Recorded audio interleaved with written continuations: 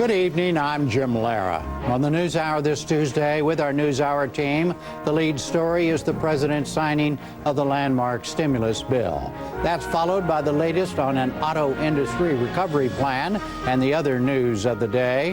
A takeout on the state budget crisis in California, a science unit report on clean sources of energy, a history lesson on bipartisanship in times of crisis, a frontline excerpt about the financial meltdown, and a book conversation on the Hemmings family of Monticello. Major funding for the NewsHour with Jim Lara is provided by... The world is changing, and how we use energy today cannot be how we use it tomorrow. There is no one solution. It's not simply more oil, more renewables, or being more efficient. It's all of it. Our way of life depends on developing all forms of energy and to use less of it. It's time to put our differences aside. Will you be part of the solution? Chevron, human energy. What has made Grant Thornton a truly global accounting organization with access to resources in more than 100 countries? Is it their global capabilities, or is it their passion for how they serve their clients? Grant Thornton. The Atlantic Philanthropies. And with the ongoing support of these institutions and foundations. And this program was made possible by the Corporation for Public Broadcasting and by contributions to your PBS station from viewers like you. Thank you. President Obama signed the huge stimulus bill into law today. The sweeping economic measure is designed to create millions of jobs and get consumers spending again. NewsHour correspondent Kwame Holman has our lead story report. The president traded Washington for Denver to celebrate the signature accomplishment of his first month in office. And just as President Kennedy sparked an explosion of innovation when he set America's sights on the moon, I hope this investment will ignite our imagination once more, spurring new discoveries and breakthroughs in science, in medicine, in energy, to make our economy stronger and our nation more secure and our planet safer for our children. Mr. Obama signed the $787 billion stimulus plan at the Denver Museum of Nature and Science. The setting highlighted new spending for the creation of so-called green jobs. All told, about $50 billion goes toward renewable energy programs. There's also $54 billion to help states plug their budget gaps, plus $48 billion for transportation projects. The White House today put up a new website, www.recovery.gov, to let people track the spending, which accounts for 64% of the total bill. Presidential aides also released breakdowns on how many jobs each state and congressional district can hope to gain. With a recovery package of this size comes a responsibility.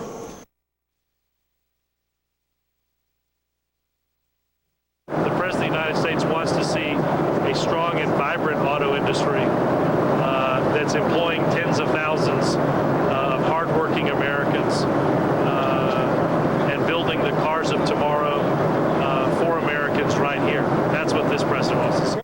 And later, the United Auto Workers reached a tentative agreement with GM, Chrysler, and Ford to cut costs. Wall Street fell sharply on worries about the auto industry and the recession in general. The Dow Jones Industrial Average lost more than 297 points to close at 75.52. That's near its lowest point in 11 years. The NASDAQ fell more than 63 points to close at 1470. And in more news of this day, President Obama approved sending 17,000 more troops to Afghanistan. 8,000 U.S. Marines will go in first, there to be followed by 9,000 Army soldiers. The deployments will begin this spring as part of a planned influx of U.S. forces to stabilize the country. The UN reported civilian deaths in Afghanistan's war rose sharply last year. More than 2,100 people were killed, up 40% to a new high. Insurgent attacks caused more than 55% of the deaths. Most of the other civilian deaths came at the hands of U.S., NATO, and Afghan forces. NATO warned Pakistan's new deal with the Taliban could give extremists a safe haven. The agreement halts a government offensive and imposes Islamic law in the Swat Valley, where the Taliban has largely gained control. In exchange, the militants are supposed to stop fighting. Residents there welcomed the news as a pro-Taliban cleric arrived. He urged fighters to lay down their weapons. The new American envoy to the region, Richard Holbrooke, was in India. He did not comment directly on the deal, but he did say this. What happened in Swat demonstrates a key point, and that is that India, the United States, and Pakistan all have a common threat now. For the first time in 60 years since independence, your country and Pakistan and the U.S. all face an enemy which poses direct threats to our leadership, our capitals, and our people. The Pakistani government insisted the agreement with the Taliban is not final until peace is restored in the Swat Valley. A landmark genocide trial formally began in Cambodia. It was the first involving the mass murder of nearly 2 million Cambodians by the Khmer Rouge in the 1970s. The initial defendant was a man known as Duk, the former head of a prison in Phnom Penh. 16,000 people died there.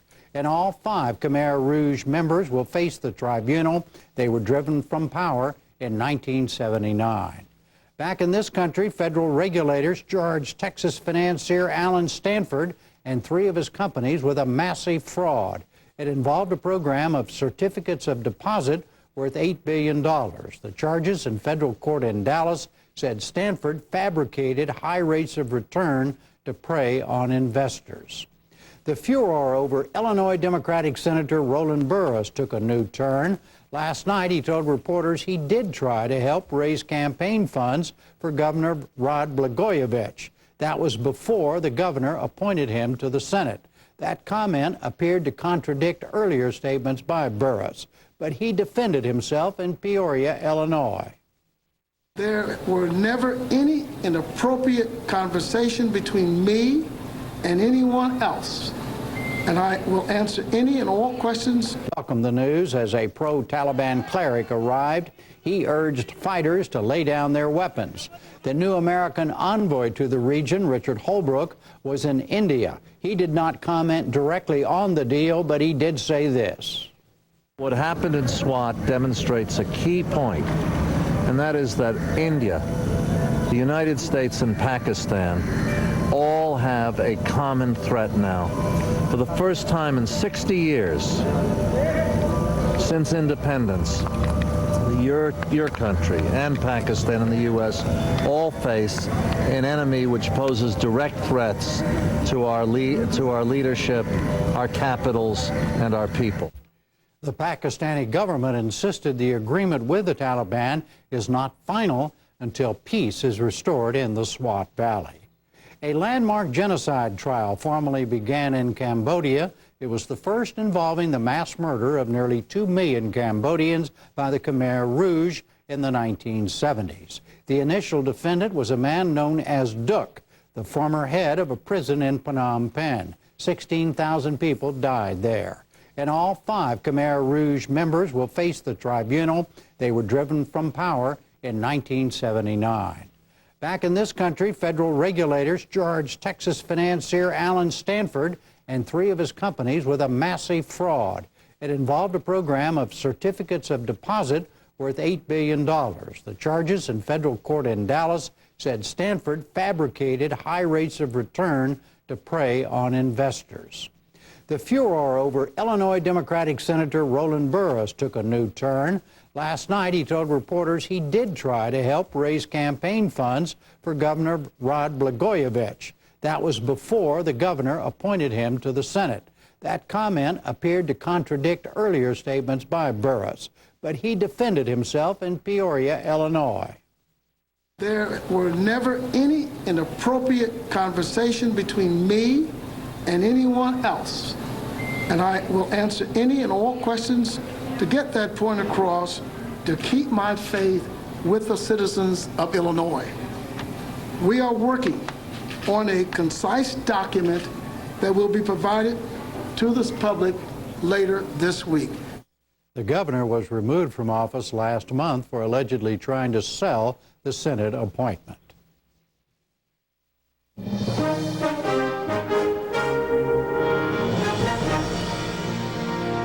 And still to come on the NewsHour tonight, California in crisis, wind and solar power working together in troubled times, inside the financial meltdown, and the hemmings of Monticello.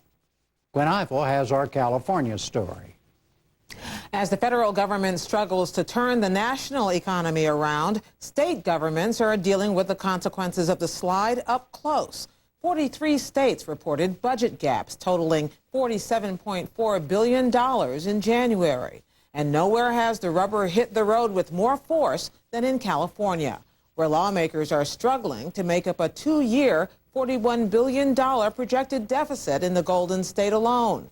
Without a budget agreement, the state is poised to lay off 20,000 government employees and suspend public works projects. For a closer look at the challenges facing California, we're joined by Speaker of the California Assembly, Democrat Karen Bass, and John Myers, Sacramento Bureau Chief for KQED Public Radio. John Myers, I want to start with you so you can give us some of the nuts and the bolts. Where do things stand tonight? Gwen, as we speak now, the California State Senate is considering a tax increase, a $14.4 billion tax increase to try to solve part of the problem. It's still unclear whether or not there are enough votes. California is one of those states where it takes a 2/3 supermajority to both pass a budget and to increase taxes. That means a few Republicans have to vote for it, and at this point they are at least one Republican vote short. That's the real sticking point at this point, and we've been going on marathon sessions here at the state capitol in Sacramento for the last 3 days. John, we've seen the pictures of all the legislators asleep at their desks or sleeping on the floor. What is driving the dispute that seems so irresolvable so far? Well, I think it's a combination of things. It's a philosophy. It's a notion of what is the best thing to do or what's the least bad thing to do, probably. You know, you have a very healthy debate. Democrats think that the worst thing you can do is completely dramatic cuts in state spending, especially to the state safety net, social safety net. Republicans, however, think that a tax increase is the absolute worst thing, especially in these recessionary times. Governor Arnold Schwarzenegger and the Democratic leaders of the legislature have proposed a kind of a half of each kind of plan where they've got taxes, cuts, and some borrowing actually to get out of that $41 billion hole. But until you can get Republicans to kind of cross that line, and you know the interesting part of this, Arnold Schwarzenegger is a Republican, but until he can find enough fellow Republicans to buy into his way of thinking and the Democrats' way of thinking, we're stuck. Madam Speaker, let me ask you about what it is that makes California so different or so unique in this kind of national budget crisis that it's bleeding this much red ink. Well, certainly what John described, California is only one of 3 states in the country where a 2/3 vote is required. The other 2 states are Arkansas and Rhode Island. And the fact of the matter is, over the last few years, California has cut $19 billion out of essential programs and services. And so John is certainly correct when he says that it's very difficult for Democrats to make the decision to do deep cuts. But in fact, over the last 3 years, we have done just that. And in this budget alone, we have proposed and agreed to $15 billion of additional deep cuts, in particular to education. The problem in the state Senate is that they are missing 1 Republican vote. In the state assembly, we have all of the votes we need to raise the taxes, and we are just waiting on our Senate colleagues, just one of them, to step up. And I actually believe that that will occur within the next 24 hours. We do have 2 Republican senators that are in play, and we're waiting to see if we can come to a conclusion with them and actually put the budget up for a vote in both houses. In the Assembly, we have already voted on 25 related budget bills. We're just waiting for 1 more to conclude the process. What is the chicken and what is the egg here when you talk about the difficulty that the California budget is in? When you look at the national economy, which is clearly not doing well, is that what's driving California's problems, or are they problems unique to California, like its incredibly high foreclosure rate and Exactly. California was or is the epicenter of the foreclosure crisis. 40% of the foreclosures in the country take place in the state of California. But there's other things at play here as well. We have a very out-of-date tax system. We also have a budget that is restricted by either constitutional or statutory laws, which means that 90% of the budget is actually not even in our control. So, for example, several years ago, voters passed an initiative, Prop 98, that requires that 40% of the state budget, regardless of the revenue, has to be dedicated to education. And so there are several things at play that make it very difficult for us to close a $41 billion hole. And how much is what makes it difficult a matter of philosophy about whether the solution here is increasing taxes and fees, which you are doing as part of this proposed agreement, and increasing tax breaks for corporations, which is also part of this agreement? Well, let me just tell you, I believe it's much more practical than philosophy. The fact of the matter is, in California, we have very strict term limits. We can only serve in the legislature for 6 years. And so most people in the legislature are thinking about their next elected office.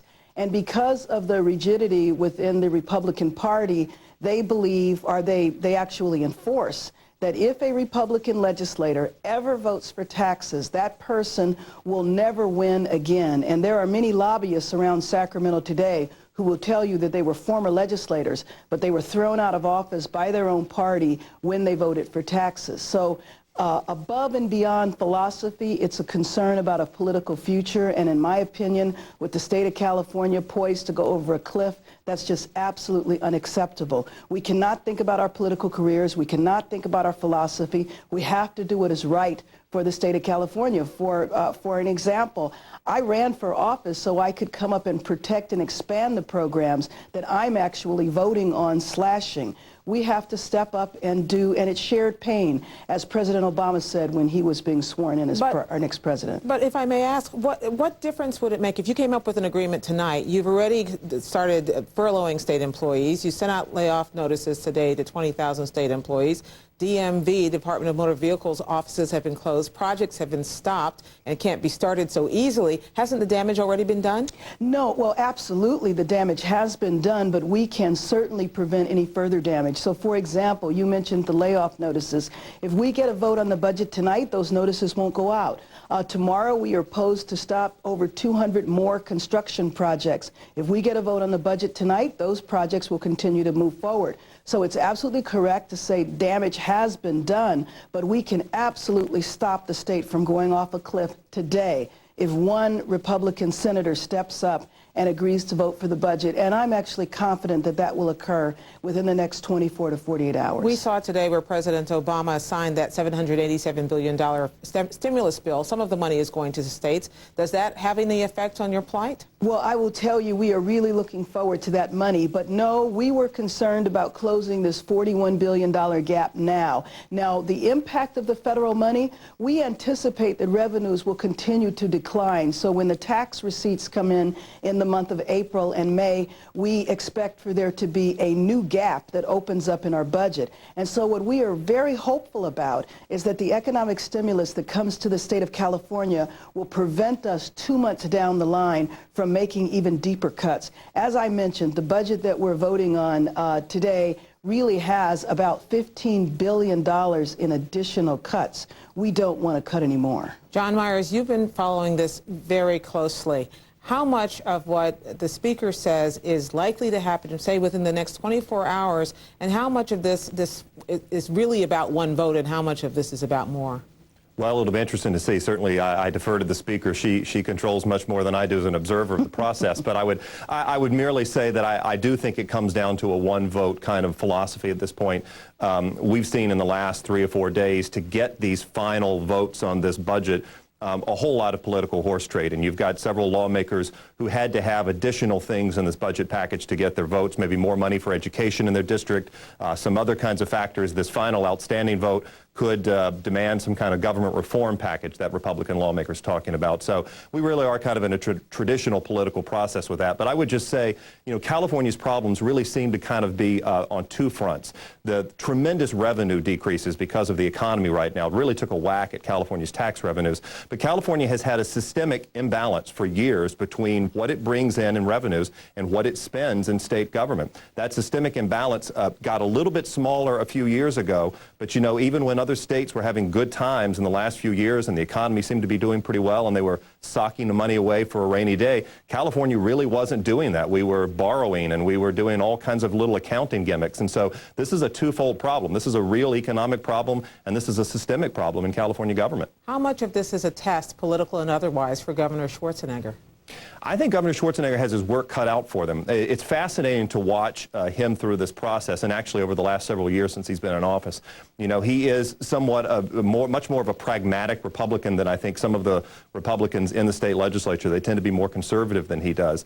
And you know, it was Arnold Schwarzenegger when he was reelected in 2006 who kind of coined this term post-partisan that is very popular, of course, in Washington right now. But there are perils with being a post-partisan kind of independent voice trying to, you know, bridge that gap between Democrats and Republicans. And he has really had a tough time in a very polarized state legislature here in Sacramento trying to get both sides to work together. And I think, you know, at the end of his term in a couple of years, his legacy may well be the financial problems of California. That's what he promised to fix when he ran a few years ago. Madam Speaker, another all-nighter tonight in Sacramento? It could very well be, and I think John is absolutely right when he talks about how our tax system is really out of whack. So you have a state with 35 million people, but you have 144,000 taxpayers that bring in over 50% of the revenue in the state. That's why we have a tax commission that is actually looking at modernizing our tax system. Where the largest rate of spending has been over the last few years has been in corrections. We need to certainly change our sentencing structure. We're very much out of date there as well. Assembly Speaker Karen Bass and John Myers of KQED Radio, thank you both very much. Thank you. Thank you.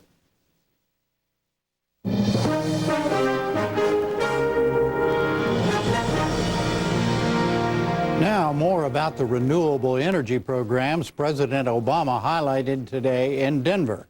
In California, there's a push for green sources of power, and that's the subject of our Science Unit story reported by NewsHour correspondent Spencer Michaels.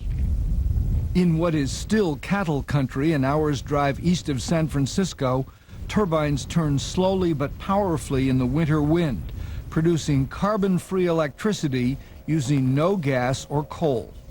Brian Maddock, who maintains the Buena Vista Wind Farm, has been in the industry 18 years. The technology has gotten better. The turbines have gotten bigger. You can produce more electricity with fewer numbers of turbines. It's clean, renewable energy. The question is, can wind and other renewables provide enough energy to replace a significant amount of fossil fuel?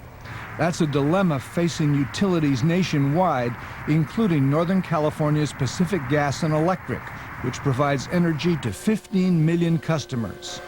Right now, almost half of the power PG&E uses comes from burning natural gas. 12% comes from renewables. California law requires investor-owned utilities like PG&E to raise that figure to 20% by 2010 statewide. PG&E's CEO Peter Darby says his utility is poised to meet that goal. We're aggressively working to not only meet the requirements the government has put in place with respect to renewables, but to exceed those targets. But Governor Arnold Schwarzenegger has ordered the target raised to 33% by 2020. One of the great things about California, of course, is that we always push the envelope. That is why today I'm proposing that we set our sight even higher. No problem, says Dan Kamen, professor of energy at the University of California at Berkeley. We've already seen a number of countries with resources poorer than ours hit higher targets. Denmark and Germany and Spain are all having wind alone being 20%. The State Public Utilities Commission President Michael Peavy, who is also optimistic, says the goal should help spur on the industry.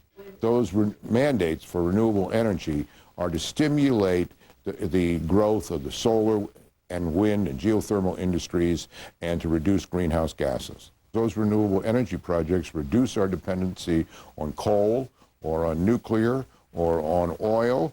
Yet even for people in the renewables business, like solar energy developer Bob Cart, the California mandate of 33% renewables is daunting. Well, I think it's a huge challenge. I think it's going to take a great effort from all different parts of industry and government to pull off.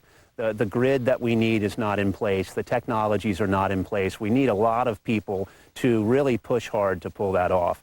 Cart is CEO of Green Volts, which raised $45 million in venture capital and has set up a small solar field on a cattle ranch just down the hill from the Buena Vista Wind Farm in Byron, California. The company has a 20-year contract to sell its power to PG&E. This isn't the more familiar rooftop solar, and it's not a giant desert solar field either. It's a 2-megawatt demonstration project which is meant to create a model for generating inexpensive power to nearly 1,000 nearby homes. The sun is striking those mirrors, and their shape points all the light onto a very small solar cell that concentrates it like a magnifying glass. And it's a photovoltaic cell, so it takes sunlight and converts it to electricity. And we wire them all together, hundreds or thousands or hundreds of thousands of these devices to produce the power. But since wind and solar power are intermittent and depend on the sun shining and the wind blowing, PG&E is hedging its bets. It has just completed construction of this $386 million natural gas power plant, not far from the wind farms and the solar fields. The plant produces enough electricity to power 400,000 homes around the clock, rain or shine. But even though it's efficient, it still emits carbon, and natural gas is not renewable. So if wind and solar as renewables face limitations, what is left? California also benefits from the presence of geothermal energy from the Earth's interior. Electricity is made from the steam emanating in natural hot springs or geysers. Currently, geothermal is the state's largest renewable, but it's a finite source located only in volcanically active areas, where molten rock is close to the surface. Biofuels, such as methane gas from cow manure and other waste products, are promising, but that industry is still in its infancy. And there's hydroelectric, which uses falling water to create electricity. But it depends on rivers being dammed, and most already are. So there's not much room for growth there. PG&E's CEO Peter Darby says that despite frustrations, the utility will strive to meet the governor's new goal. The nature of our business is we, rather than fight it, decide that we will do it. I think the thing that frustrates us sometimes is the biggest obstacles to complying with the government are oftentimes the government or different agencies of government. Getting permits to build new power sources, even renewable ones, and to construct long transmission lines from desert solar sites to cities has frustrated utilities and discouraged investors. Another concern is that Californians, especially low-income consumers, will end up paying more for power. Mark Toney is executive director of a consumer group, the Utility Reform Network. There's only a limited amount of renewable energy that's been built in the state. What's going to happen is that these renewable energy generators are going to be able to charge a higher and higher price to all the utilities that are required to buy from them. He also worries that a lack of regulation could be as problematic in renewables as it has been in fossil fuels. The reason you need regulation is you need to protect against situations in which developers manipulate the market to gain windfall profits. What we've learned is that if people can manipulate the market, they will manipulate the market. California businesses don't favor more regulation, but they too worry about the costs of alternative energy. Dorothy Rothrock is a lobbyist for the California Manufacturing and Technology Association. Moving to a 33% percentage of renewables in the system is going to be much more expensive than the alternative. If you have a strict mandate, then you will have utilities going for renewables at whatever cost. You know, I think a lot of environmentalists like to duck that issue. But I'm going to be candid with people. Renewables are more expensive. But the question is, more expensive than what? Current gas-powered turbines? Yes. But are they more expensive when you consider all of the costs of carbon and the alternative of doing nothing? The answer is no. Utility Commission Chairman Peavy says prices for some renewables are already competitive. Wind is at least as cheap as natural gas today in terms of its generation costs. There's no question about it. Solar is coming down rapidly in cost and soon will be there. On top of that, these don't generate greenhouse gases. And Dan Kamen thinks the future favors renewables. But I think the real issue is that fossil fuel prices, they will go up. So if you diversify your mix towards clean energy, you can actually lower your energy bills over time. On top of all the other challenges is today's tough economy. It's a hard time to expect small companies like Greenvolt to step up to the plate and expand. So Pacific Gas and Electric is looking at buying some of them out and expanding them. As for the rest of the country, Kamen says California could exert a lot of influence. California is a large state, and so it makes a big difference in terms of reducing its own emissions, but it also sets a very important signal because many states partner with California in terms of policies, and many overseas governments look to California for what's possible, what's doable, as well as the federal government. But California has an advantage. With its ideal mix of sun, wind, and resources, it may well get to 33% renewable power. But in other states, especially those that use a lot of fairly inexpensive coal, weaning utilities from fossil fuel will be a much longer and more contentious process.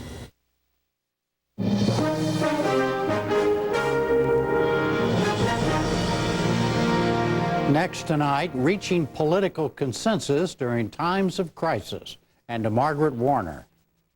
When the stimulus bill passed Congress last week with no Republican votes in the House and just 3 in the Senate, the description of President Obama's victory was offset by much commentary about the lack of bipartisan support.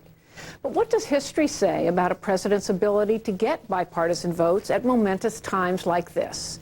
Here to give us some answers are Ellen Fitzpatrick, professor of history at the University of New Hampshire, and James Morone, professor of political science at Brown University. And welcome to you both. Professor Morone, you wrote an op-ed in the New York Times today in which you said, yes, bipartisan dreams have been crashing into political reality since the earliest days of the Republic. Has it really been that bad? Yes, it has been. I think the first thing we have to remember is that there's no golden age of bipartisanship that we've lapsed from. We've always muddled through, but often with battles. Just one quick example. George Washington read the Constitution in first months in office, and he learned that he should get Senate. So he dropped into the Senate to get advice and consent on a treaty. Well, the senators got so agitated, they began to argue about what precedent, and they argued, and then they broke into sides. Pro-English, Washington cooled his heels and got angrier and angrier, and finally walked out in it with an air of sullen dignity, as one observer put it. And since that day, the Senate has consented but not given advice on foreign policy. So partisanship all the way back. Thank you. And I'm going to turn to Ellen. Let me just explain to our viewers, we're having a little satellite transmission problem there, which is why a little sound dropped out for Professor Morone. But Ellen, how do you think the track record looks for bipartisanship? Is it as bleak as Professor Morone put it? Well, I'm sorry to say that it is pretty bleak, although I would draw a contrast to some extent with the, I think, most appropriate historical analogy, and that is the Great Depression and the New Deal of Franklin Roosevelt. Roosevelt enjoyed huge majorities in Congress, but he still managed to garner some Republican support for the most important pieces of New Deal legislation. And I think this happened not because he took an Obama-like approach of trying to reach out across the aisle, but because of the utter bankruptcy of the Republican position, I don't mean that literally, figuratively, by 1933, when the national feeling was that the Hoover administration had really allowed the economy to bottom out and not really step forward to address the worst ravages of the Great Depression. Professor Marone, when it's worked at other times, why has it been? Has it been, as with the New Deal, that the political difficulties of the opposing party were so great that they went along with the president, or has it been examples where the president met them halfway? That's a good question, and let me just say I completely agree with Ellen. In 1933, bill passed Congress in 8 hours. That's the speed of light by congressional standards. But by 1935, as she implied, by 1935, Roosevelt got one vote for Social Security from the Republicans in the original vote to send it back, so that partisanship, even in the Great Depression, lasted only a very short while. Look, to get directly to your question, the dirty, rotten secret of bipartisanship is the more likely a party has, the better chance they have of winning, the less likely they are to be bipartisan. So the closer the competition between parties, the harder it is to get bipartisan consensus. By competition, do you mean how close the number of votes are, or the opposing party's view of what its own political prospects are? The latter, exactly. How close winning, so that in a period when one party is defeated or scared or doesn't really think it has very much of a chance, they're very likely to go along for sheer fear of survival among the party members. When they think they've got a shot, then they're more likely to be partisan. One quick example. I remember interviewing a very gentle-spirited congressman in 1993, a Republican, and he complained to me that he had always played basketball with the Democrats every Tuesday night. The new leadership, Newt Gingrich, came up to him in 1993 and said, no more of that. Both sides were feeling that way. But no, you can criticize and say, well, he's tough, but he had an agenda. He was going to win Congress for the first time, and indeed he did. Let me switch back to Ellen. Ellen, let's look at foreign policy, because one of the old, at least nostrums, the beliefs is that bipartisanship has been more frequently achieved on big foreign policy issues. Do you think that's true? Well, it's certainly true in situations where Congress is, the rare situations, I might add, when Congress has actually undertaken a declaration of war. So in World War I and World War II, there was overwhelming unanimity around those declarations of war. In 1964, the Gulf of Tonkin resolution that gave Lyndon Johnson the power to expand our commitment in Vietnam was also a rout for anyone who opposed the war at that point. There was very little opposition in the Congress. And the Afghan war, the war in Iraq also, you see both parties coming together around certainly around the wars. There has been great unanimity of opinion when these moments of crisis occur. How about also after World War II, when it came time to get the Marshall Plan passed? Yes. Wasn't that another example? Truman was very effective in trying to garner Republican support, and that was true of the National Security Act as well, which put in place really the modern apparatus overseeing foreign policy. But one of the things that I think we need to distinguish here is that to recognize that what has become more extreme in our own time is this unanimity of opinion within parties. That is, often presidents prior to our current day had to deal with divisions within their party. There were liberal Republicans who were supporting some of the New Deal efforts and some of the Great Society initiatives. And there were conservative Democrats who were opposing some of these initiatives as well. A brief final comment from you, Professor Marone, on that point, that from the 30s to the 60s, say, each party was so ideologically fractious within itself that you could get alliances across the aisle.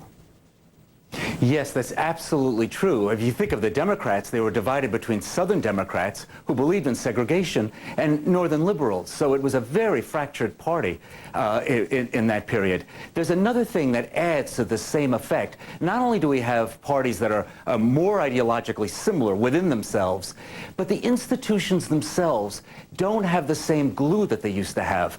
Congress, there were many people in Congress who spend day in and day out in the chambers themselves. Today, it's a Tuesday to Thursday work week because congressmen have to go back home every weekend. They're always running. So they're always running for re-election. So that also makes things more difficult. Let me make one more point, though. It's not that there's never bipartisanship. There have been some pretty glorious moments. The Civil Rights Act in 1964, after a very long filibuster, Republicans, led by Everett Dirksen of Illinois, came over, thanks in part to Lyndon Johnson's persuasiveness, but in part to an issue they felt was a moral issue.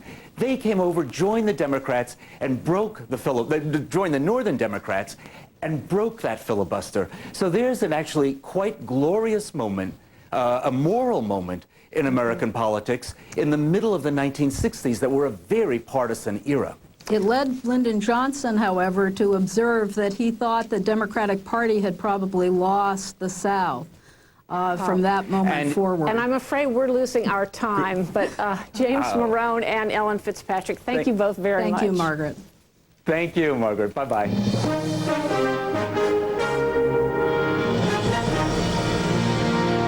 Now a look back at more recent history to a tense moment at the center of the current economic crisis. It's from a Frontline documentary on the Bush administration's efforts to stem the meltdown. Then Treasury Secretary Henry Paulson was charged with dispersing the initial rescue package for banks and other financial institutions. Will Lyman narrates this excerpt. By October, Paulson decided he had no choice. He would have to use that provision in the law for capital injections. And he was put in the position of doing the last thing he wanted to do, which was to step in directly with government capital into the banking system. For him, this is a true crossing of the Rubicon. Then on Sunday, October 12th, something extraordinary. Paulson personally called the CEOs of the nation's 9 largest banks and told them to come to his office the next day at the Treasury building.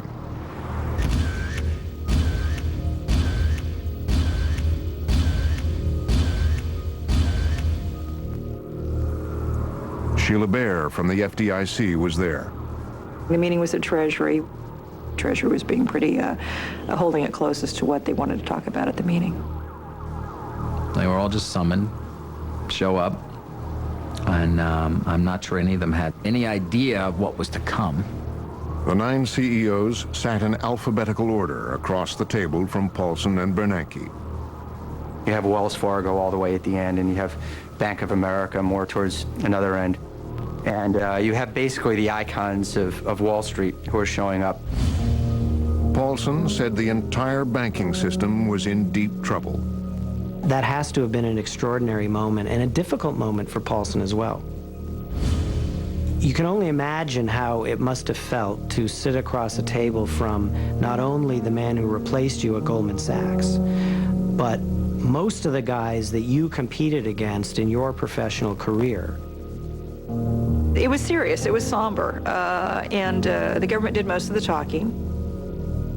It was made clear to these 9 very powerful CEOs when they sat down at the table that this wasn't a negotiation. Paulson hoped one bold act would boost the nation's confidence in the banks and get them lending again. A direct infusion of cash. And then he basically came out and said it. We want to take a stake in the largest banks in the country. Paulson and Bernanke were offering each of the banks tens of billions. The government would become a major stockholder. And that then set off a pretty lively discussion. Some of them were like, I don't want the money. But he's like, you're taking the money. The government was very assertive, Treasury was very assertive on why the program was there, why they needed to take it with all the conditions. here's the plan, here's what we're doing, here's what we need you to do. You'll get the money in a few weeks. Paulson gave each man a single piece of paper spelling out the conditions. Before they had to leave town that night, they were told, return this document with your signature on it. And all 9 of them did so. Paulson would spend $125 billion that day. Moral hazard was a thing of the past. You could almost see the regret in his face as he stepped to the microphone. Good morning. Today we are taking decisive actions to protect the U.S. economy. We regret having to take these actions. Today's actions are not what we ever wanted to do, but today's actions are what we must do to restore confidence in our financial system. The entire Frontline program, Inside the Meltdown, can be seen tonight on most PBS stations. Please check your local listings for the time.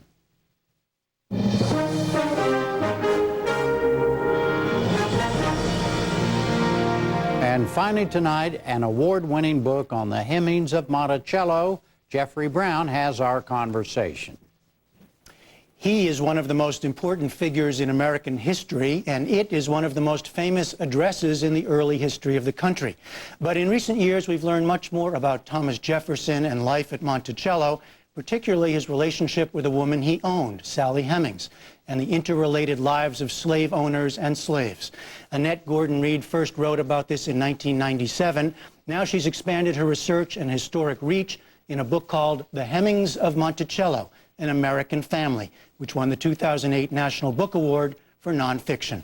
Annette Gordon-Reed teaches law at New York Law School and is professor of history at Rutgers University. And welcome and congratulations. Thank you so much. Your subtitle, An American Family. Now, for you, this is both a particular family, but also speaks to something larger.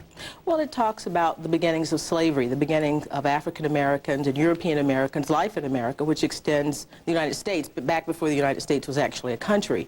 And so I really wanted to talk about an enslaved family and to sort of show them as a family that sort of bore the weight of this terrible tragedy of slavery, but endured during it. So it's to make enslaved people live as people, not as sort of a monolith. Yeah, in your introduction, you write about the anonymity of American slaves generally, but it's a little different, I gather, for the Hemings family. Yes, Jefferson was an inveterate record keeper and a compulsive record keeper, and because of that, he also wrote many, many letters. There's lots of information about the Hemings family as a group, and I thought that it would be a good idea to sort of write about them, as I said, as a family, keeping slavery in mind, the overlay of slavery in mind, but to see the day-to-day life of slavery in the 18th and 19th century. Now, at the center of this, of course, is the relationship between Thomas Jefferson and Sally Hemings. Yes. There's general agreement now with some, I guess, debate from the outside about what that relationship was, or that she bore him 7 children. Yes, yes, 4 who lived to adulthood. Mm-hmm. There are members of his family and others who still dispute this, and there's still people fighting the Civil War, so we're never probably going to have complete unanimity on this. But the story is about the Jefferson and Hemings, but it's also about her brothers and sisters, and they have to be seen in the context of their entire family, and that is something that hadn't been done before. It was usually just debating about who said this and who said that, but they make much more sense in the overall context of life in Virginia and life at Monticello. Well, how much are you able to stay on their relationship for a moment. How much do we know about the actual relationship, what it was like as lived at Monticello? Well, we don't know. We know what other people said about them.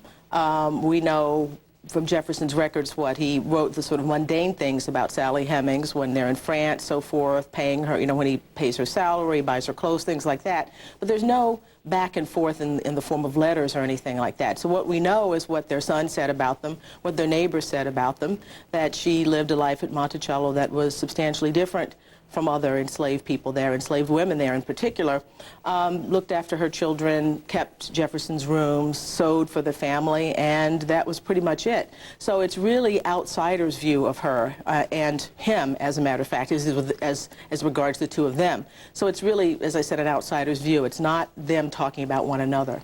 What comes through, though, is this sort of interlocking family ties all living in one place. Oh, absolutely. It's kind of stunning today, but give us a flavor of that. Well, it's hard to think of. It's hard to imagine. Sally Hemings was Jefferson's wife, his legal wife's half-sister.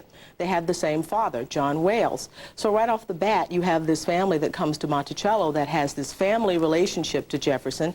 They would be in-laws if blacks had been in-law, and yet they are enslaved. And it is difficult for us to wrap our minds around in modern times.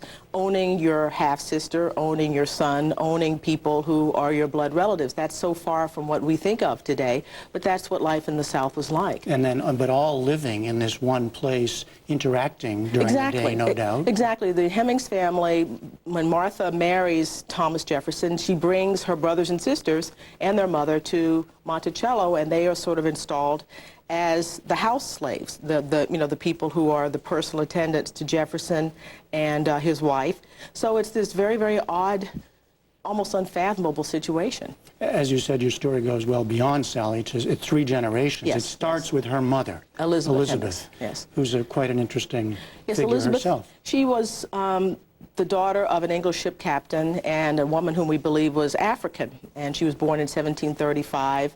And her life sort of tracks the beginnings of America. America is a colonial society. She sees the revolution in Jefferson's home. She dies in 1807. She lives a very, very long time for anybody at that time. She's 72 years old. And she is the matriarch of this family of people. She had at least 12 children, and all of them except one, who died when she was about 10, made it to adulthood. So that was also very, very rare as well. So that gave me a sort of wide scope to sort of bring this family into, I think, into a complete picture. And one of those children is another fascinating character, tragic, is James. Yes, James Hemings. The sister of Sally. The brother, I'm sorry, of Sally. Yes. Yeah, James Hemings was Sally Hemings' older brother who went with Jefferson to France to be trained as a French cook. And while he is there, he trains in some of the best kitchens, sees some of the greatest chateaux in France, hires a tutor to teach him French, and lives a life that is sort of unlike, totally unlike what you would typically think of for an enslaved person. For any Virginian, as a matter of fact, black or white, to live in a foreign country for over 5 years and learn a new language. He comes back to America, has a short life here. He is freed by Jefferson, but then actually commits suicide in 1801 when, after Jefferson had asked him to be the White House chef, he declines, and then about 6 months later he kills himself. Well, that gives a sense of the kind of wide-ranging tale you have. Yes, yes. But centered again at Monticello. You write about Monticello as a storied place where, quote, we can find the absolute best and the absolute worst that we have been as Americans. Explain that. Well, Jefferson, as the author of the Declaration of Independence, who writes the American Creed, that so many groups of people have grasped onto to make their claim for a place in America, an equal place in America, and at the same time, it's a slave plantation. It's very, very hard to remember that when you go up there today. It's so beautiful, and they have the grounds kept immaculately and everything, and you're walking around. But it was a site of slavery, which was an American tragedy. So you have the good and the bad, as you do with Jefferson, the heights and the depths. And so that's what I meant by that this is the entire American story encapsulated in this one place. And your interest in this, I read, goes back to grade school. Yes, yes. I became interested in Jefferson in elementary school, reading a childhood biography. I mean, I think that's one way lots of people get turned on to history from reading biographies of people. And it fascinated me to think of someone who wrote the Declaration of Independence, but was also a slaveholder. That contradiction, even as a young child, that contradiction struck me as very, very important. Something very important about America and American life. One last thing, though. You're trained as a lawyer, but you've now made yourself a prize-winning historian. So something about, from reading that book of history to wanting to write history, what happened? What drives you? Well, one of the things, the people who go to law school very often think that they want to change the world. We don't often end up doing that. But I had a story that I thought was compelling, something that I wanted to say, and it was not enough for me anymore to keep reading history. I wanted to write it and to share, I think, the story of Americans, particularly African Americans, who, as I mentioned in my first book, I didn't think were treated very well in most historiography about slavery. Until recently, I mean, we've had a sea change in the writing about slavery, and people have done a much, much better job. But I really wanted to bring a different perspective to it, and that's what compelled me to write something. All right, the book is The Hemmings of Monticello. Annette Gordon-Reed, congratulations again. Thank you. Thank you. Thank you for having me.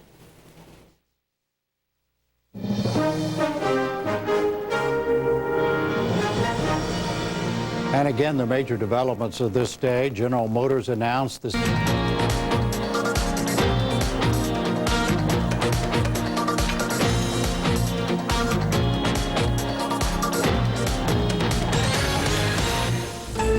Fisher Communications.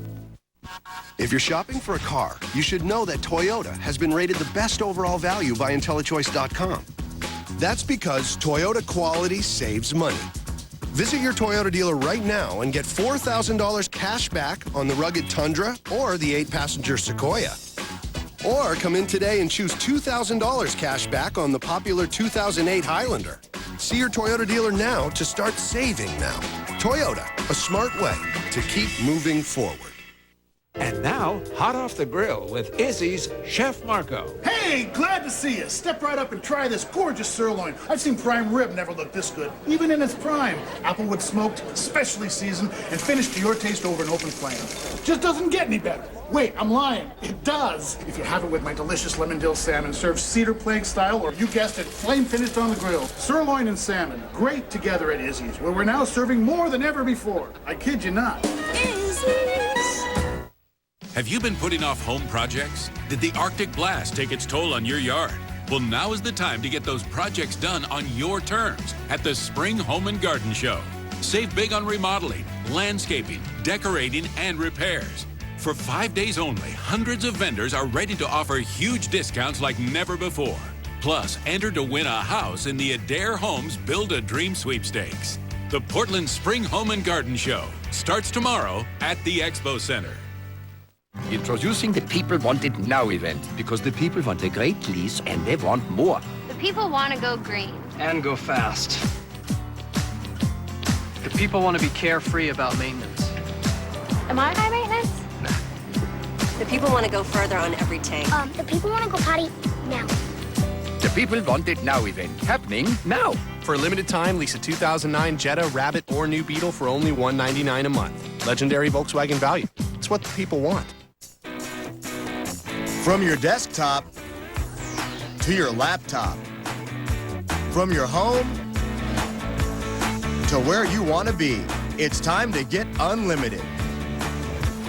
Get Cricket Broadband and get fast mobile internet access at a price that fits your budget.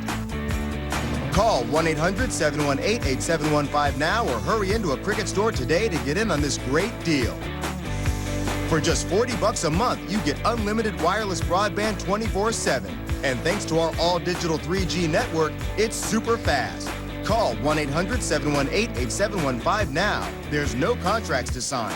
Just plug in and start surfing the net. It's that easy, it's that fast. Act now and get a USB modem for just $59. Call 1-800-718-8715. Call, click, or come into a Cricket store today. Cricket Broadband. Real unlimited, unreal savings. A detailed forecast to plan your day. K2 Storm Tracker weather.